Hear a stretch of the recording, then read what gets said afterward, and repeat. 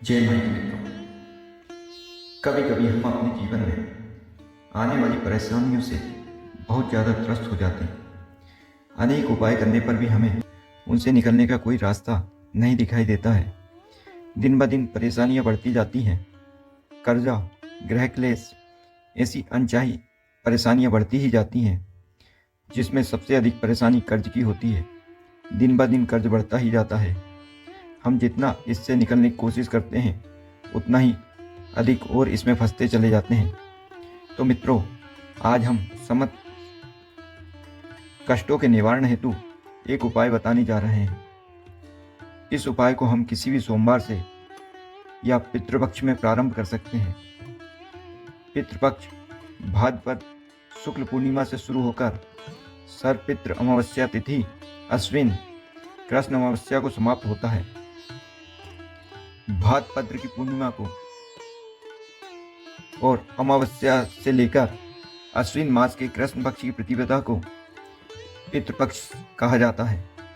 पुराणों में कहा गया है कि पितृपक्ष में हमारे पितृ धरती पर आते हैं और अपने परिवारों के द्वारा किए गए कर्मों को देखते हैं तथा उनके द्वारा दिए गए भोग प्रसाद को ग्रहण कर तृप्ति पाते हैं। अगर उनके परिवार द्वारा किए गए कर्मों से उन्हें तृप्ति प्राप्त होती है तो उन्हें आशीर्वाद देते हैं, जिससे उनके जीवन के सारे कष्टों का निवारण हो जाता है और मनुष्य का जीवन सुख संपत्ति और ऐश्वर्य से भरपूर हो जाता है। तो आज हम जिस उपाय पर चर्चा करेंगे वह पितरों को प्रसन्न करने के लिए ही है। हमें बस इतना करना है कि किसी भी सोमवार से या पितृपक्ष में एक ऐसे पीपल के पेड़ के पास जाना है जिसकी हम परिक्रमा लगा सकें। हो सके तो किसी मंदिर के पास का पीपल का पेड़ ज़्यादा उचित होगा।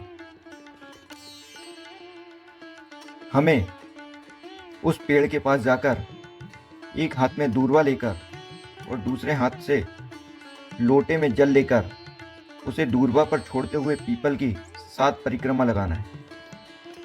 याद रहे, एक हाथ में दूर्वा लेकर और दूसरे हाथ से लोटे में जल लेकर उसे दूर्वा पर छोड़ते हुए पीपल की 7 परिक्रमा लगाना है और फिर उस पीपल का हल्दी चावल फूल से पूजन कर एक दीपक लगाना है।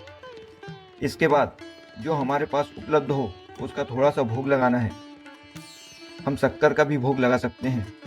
ऐसा हमें नित्य सुबह के समय करना है। इसके पश्चात महीने में 2 चतुर्दशी आती हैं, एक पूर्णिमा के पहले और एक अमावस्या के पहले। इस चतुर्दशी के दिन सुबह के समय हमें जो रोज की क्रिया करते हैं वही करना है। बस भोग में हमें गुड़ की मीठी पूरी और खीर का भोग लगाना है और इस दिन शाम को थोड़ा सा कच्चा दूध लेकर एक दिए में पेड़ के नीचे रखकर और अलग से एक दीपक जलाकर आ जाना है। और यह सब करते समय हमें पितरों से प्रार्थना करना है कि वह हमारे सारे कष्टों को दूर करें और हमें सुख समृद्धि प्रदान करें। इतना करने से आप देखेंगे कि कुछ ही दिनों में आपकी समस्याएं धीरे धीरे समाप्त होने लगेंगी और आपका जीवन सुख समृद्धि से भरपूर हो जाएगा। मित्रों, पितृ की चर्चा हुई है तो आज हम इसकी पौराणिक कथा भी सुनेंगे। पितृपक्ष की पौराणिक कथा के अनुसार जोगे तथा भोगे 2 भाई थे। दोनों अलग अलग रहते थे। जोगे धनी था, भोगे निर्धन। दोनों में परस्पर बड़ा प्रेम था। जोगे की पत्नी को धन का अभिमान था, किंतु भोगे की पत्नी बड़ी सरल हृदय थी। पितृपक्ष आने पर जोगे की पत्नी ने उससे पितरों का श्राद्ध करने के लिए कहा, तो जोगे इसे व्यर्थ का कार्य समझकर टालने की चेष्टा करने लगा। किंतु उसकी पत्नी समझती थी कि यदि ऐसा नहीं करेंगे तो लोग बातें बनाएंगे। फिर उसे अपने मायके वालों को दावत पर बुलाने और अपनी शान दिखाने का यही उचित अवसर लगा।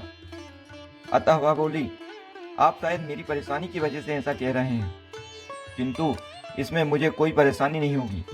मैं भोगे की पत्नी को बुला लूंगी, दोनों मिलकर सारा काम कर लेंगी। फिर उसने जोगे को अपने पीहर न्योता देने के लिए भेज दिया। दूसरे दिन उसके बुलाने पर भोगे की पत्नी सुबह सवेरे आकर काम में जुट गई। उसने रसोई तैयार की, अनेक पकवान बनाए, फिर सभी काम निपटाकर अपने घर आ गई। आखिर उसे भी तो पितरों का श्राद्ध तर्पण करना था। इस अवसर पर ना जोगे की पत्नी ने उसे रोका, ना वह रुकी। शीघ्र ही दोपहर हो गई। पितृ भूमि पर उतरे। जोगे भोगे के पितृ पहले जोगे के यहाँ जा गए तो क्या देखते हैं कि उसके ससुराल वाले वहाँ भोजन पर जुटे हुए हैं। निराश होकर वे भोगे के यहाँ गए।